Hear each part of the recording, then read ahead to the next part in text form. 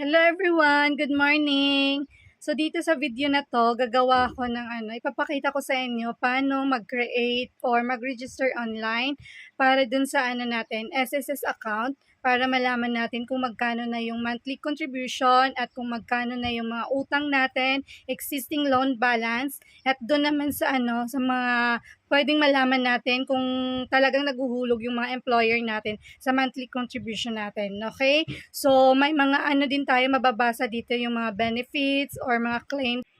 Search mo lang SSN online registration. So, may lalabas dyan na may SSS registration. So, click mo lang yan, yung first one.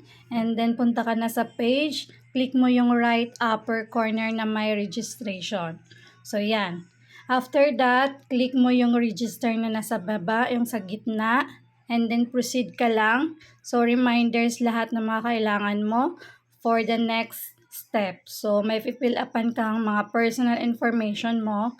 And then, kapag kompleto na lahat, submit mo lang siya.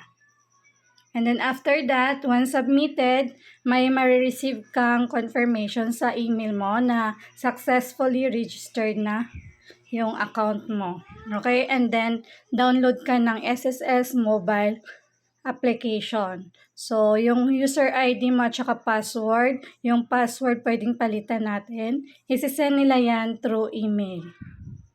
And then, after mag-log in, so ito na po yung portal mo. So, sa akin may 38 monthly contribution na ako. So, bayad ako until October 2024. So, pwede tayong magbayad dito through online, GCash, payment.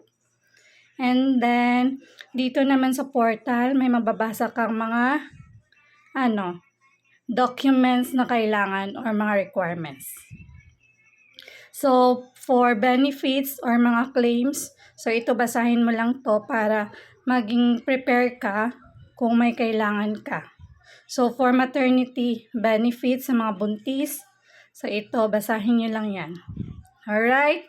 So, yan po muna sa ngayon. Thank you for watching. Sana may natutunan kayo. And then for more videos, informative videos, kindly like, follow, and share my page. Thank you everyone. Bye-bye.